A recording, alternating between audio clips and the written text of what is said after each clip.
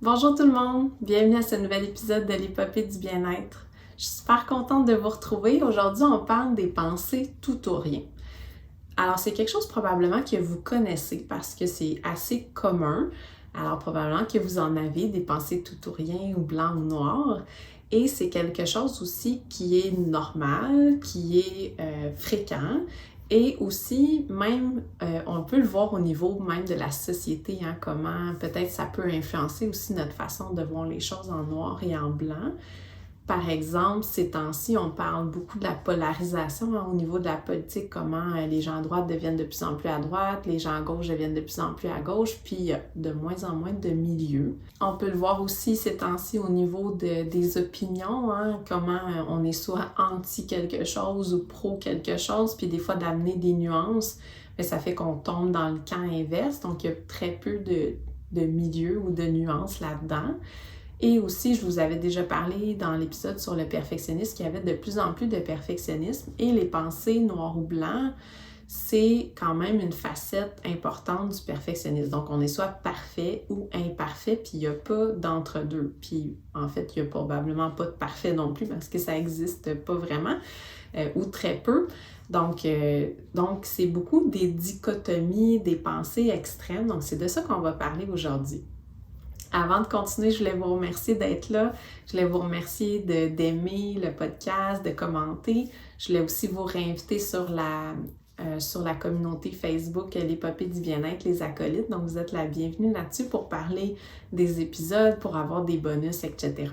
Alors, je vous parlais de nos fameuses pensées extrêmes qu'on voit dans la société, mais que je vois aussi à l'échelle humaine dans mon bureau. Comment les choses rentrent dans deux boîtes, en fait. Donc, on peut imaginer deux boîtes en bois, puis il y en a une qui est pas bonne, puis il y en a une qui est bonne, puis les choses se classent dans une des deux. Je vous disais que c'était normal, fréquent, parce que je vous parle encore de survie, mais ça fait du sens que dans la nature et quoi que ce soit, il faut que ces boîtes-là fonctionnent bien. C'est dangereux ou pas dangereux. Puis, on a besoin de savoir rapidement dans laquelle des deux ça rentre. Donc, c'est normal que ce processus-là soit dans notre cerveau. C'est de la catégorisation. Donc, on catégorise dans bon, pas bon. Et ça peut aider, en fait, à gérer justement notre environnement rapidement. Donc, c'est super essentiel, en fait, parce que juste dans notre vie de tous les jours, il y a tellement d'informations, notre attention ne peut pas être attirée par tout ça. Donc, c'est sûr qu'il y a une catégorisation inconsciente qui se fait des choses. Est-ce que c'est important, pas important, dangereux, pas dangereux? Alors, c'est normal que ça se fasse. C'est juste qu'au niveau de la santé mentale et du bien-être, on se rend compte que des fois, ces pensées-là, ça ne nous aide pas beaucoup.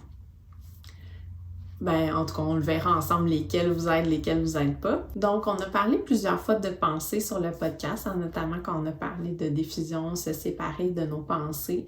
Donc, les pensées tout ou rien, blanc-noir, c'est des pensées qui... en fait, c'est une sorte de pensée que notre cerveau peut nous envoyer. Alors, c'est des pensées normales, puis des fois, ça peut nous aider à faire de la diffusion, de dire « Ah, je pense que ça, c'est une pensée tout ou rien ». Donc, les pensées tout ou rien, ça peut être des pensées blanc-noir, 0 à 100%, dans le bien, dans le mal. Donc, nos fameuses dichotomies, notre dichotomie, nos deux boîtes de bois. Aujourd'hui, ce que je vais vous proposer, c'est qu'on détruise ces deux boîtes-là pour, en fait, en faire des pôles.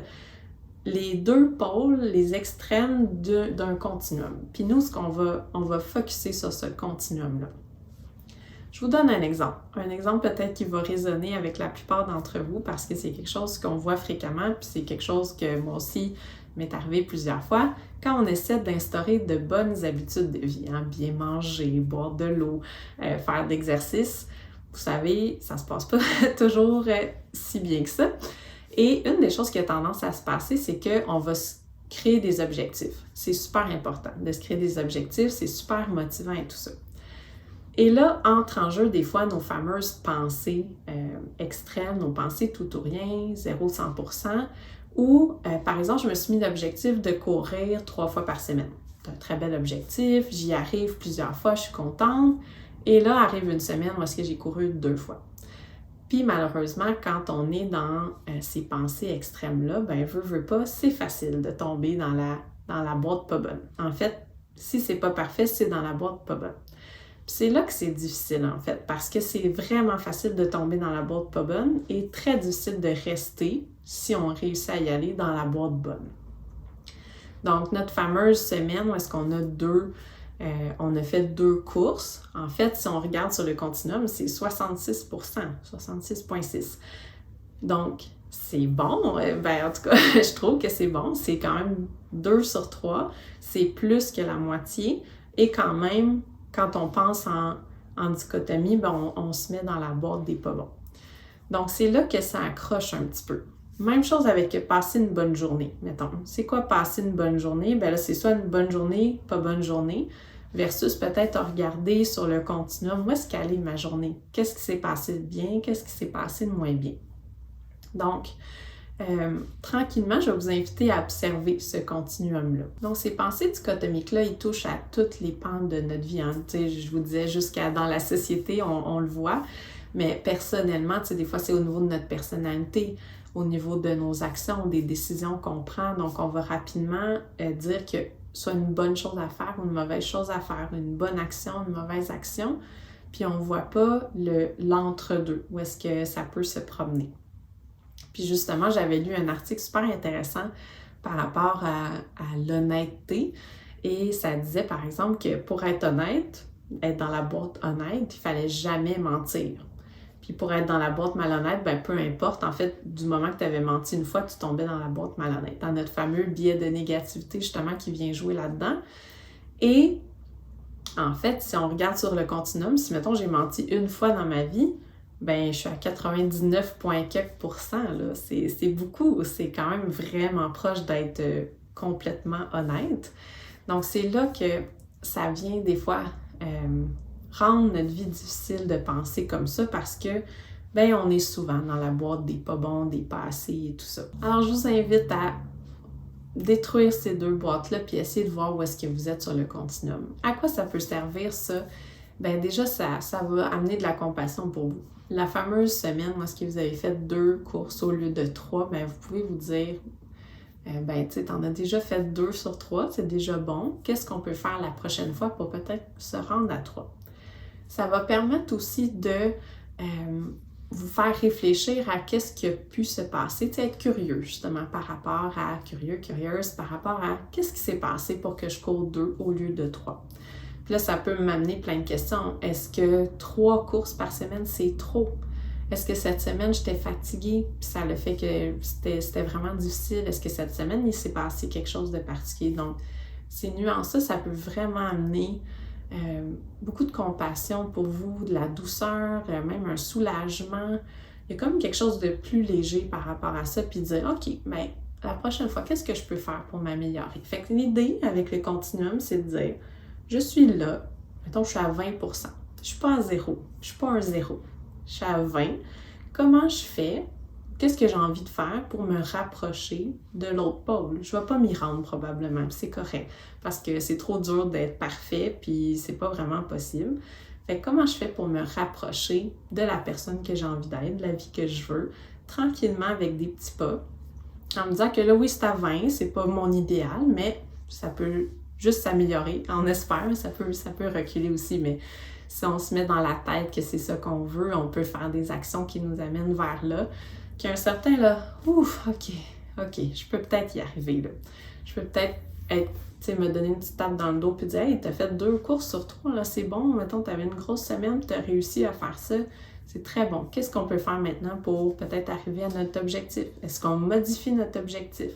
Donc, ça nous amène plein de questionnements qui peuvent être peut-être plus utiles que juste se mettre dans la boîte des pas bons puis abandonner complètement nos habitudes parce que c'est ça qu'on va avoir tendance à faire. Hein? Si j'ai pas réussi, je suis pas bon, fait que je vais juste pas le faire. Mais c'est mieux d'en faire 2, c'est mieux d'en faire 1 que d'en faire 0. Même si sur notre continuum, on est rendu à 33%, c'est mieux que 0. Fait que des fois, ça nous amène à abandonner des choses, mais le fait de se donner ce lousse-là, ça peut vraiment nous aider. Deuxième grand point que je voulais vous amener par rapport à ça, par rapport aux nuances, c'est, puis ça c'est super important, ça dépend du contexte. Si vous avez une chose à retenir peut-être de ce podcast-là, c'est continuum et ça dépend des contextes. Parce que une des choses aussi par rapport à faire des bonnes décisions, des mauvaises décisions, faire des bonnes actions, des mauvaises actions, c'est que ça dépend du contexte. C'est difficile de dire, en dehors de savoir le contexte, ton comportement, il était-tu correct ou pas correct? Puis déjà, je vous ai dit qu'il n'y a plus ces boîtes-là, fait qu'il était où dans le continuum du correct, pas correct? Je vous donne un exemple. Mettons que je vous dis que j'ai frappé quelqu'un tantôt dans le visage. J'ai pas fait. Mais mettons que je vous dis ça. Vous allez probablement faire la face que j'ai faite comme « Oh, OK, faut-tu qu'on appelle la police? » Mais après, vous pourriez penser à moi qui vous dit ça dépend du contexte. Vous pourriez me demander « OK, ben qu'est-ce qui est arrivé pour que tu fasses ça? » Et là, je pourrais vous dire par exemple que j'ai vu quelqu'un dans la rue, sa face, elle me revenait pas, puis je l'ai frappé. Là, peut-être ce serait le temps d'appeler la police. Ça doit être pas mal dans le gris-noir, un comportement comme ça. Alors que, par exemple, si je vous dis « Ah, ben j'avais mon match de boxe, tantôt. » Ah, OK. Fait que là, il est peut-être plus dans le gris pâle, là, mon comportement. Donc, le même comportement, dépendamment du contexte, c'est pas la même chose. Puis, si ça vous intéresse, moi, j'ai travaillé dans un laboratoire sur les jugements moraux. Ma thèse est entre autres sur les jugements moraux. Puis, c'est fascinant des fois comment on réfléchit à ces nuances-là. Puis, bon, est-ce que c'est une personne âgée, une personne vulnérable? Est-ce que, je sais pas, il y a plus de personnes, moins de personnes d'impliquées? Donc, il y a tellement de choses qui impactent notre décision de qu'est-ce qui est bien ou mal, mais disons sur le continuum. Donc, c'est super intéressant de faire ça, puis c'est vraiment important de le faire pour nous aussi. Donc, l'idée du contexte, c'est un peu la même chose que je vous disais par rapport au continuum, c'est que ça nous permet vraiment de nuancer nos choix, de nuancer un peu ce qui se passe, puis d'être curieux, puis de se questionner aussi qu'est-ce qu'on veut vraiment dans X contexte. Je vous parlais des habitudes de vie, de courir et tout ça, mais peut-être qu'il y a une semaine où est-ce que prendre soin de moi, ça veut dire de ne pas courir. Mettons que je suis blessée, mettons que, je sais pas, j'ai travaillé de 7 à 10, je revenais chez nous, il était 11 heures, ça fait peut-être pas de sens d'avoir couru, donc l'objectif peut être modifiable, puis même que si je le regarde sur mon continuum, ou du moins dans le contexte, mais ça faisait tellement de sens que est-ce que je peux vraiment dire que j'ai pas réussi si j'ai écouté mon corps, si j'ai écouté ma fatigue, si j'ai écouté qui est dans mon corps aussi. Donc, ça dépend des contextes. Il y a des contextes où est-ce que peut-être je vais vouloir courir 4 jours, 5 jours, puis il y a des semaines où est-ce que ce sera pas possible, ou du moins ça fait pas de sens. Je vous parle d'habitude de vie, mais on peut appliquer ça dans plein d'autres contextes, à une action qu'on fait à un moment X, dans un contexte X, ça peut faire beaucoup de sens dans tel contexte, moins de sens dans un autre, donc ça dépend. Ça dépend, tout dépend. Alors, je vous invite à célébrer avec moi les nuances. Je vous invite en fait à vous questionner, à observer, comme d'habitude, dans quel contexte ça fait du sens pour vous de garder ces boîtes-là. Probablement qu'il y a dans plusieurs contextes parce que ça fait du sens, particulièrement la survie et tout ça, mais il y en a peut-être d'autres. Et des règles peut-être qui font du sens à conserver comme ça, bien campées. Et peut-être qu'il y a des contextes où vous sentez que ça ne vous aide pas beaucoup de garder ces boîtes-là, puis peut-être de casser ces boîtes-là, puis de voir où est-ce que vous êtes sur le continuum. Donc, j'espère que ça fait du sens pour vous. Vous me direz ce que vous en pensez, vous me direz si vous avez vu des contextes où est-ce que c'est plus facile pour vous de garder ces deux boîtes-là, ou est-ce que c'est moins facile, ou est-ce que c'est aidant, pas aidant. Donc, je vous invite à avoir du fun avec ça, à être curieux, curieuse par rapport à ça. On se retrouve dans 2 semaines pour un prochain épisode. À bientôt, bonne journée, au revoir.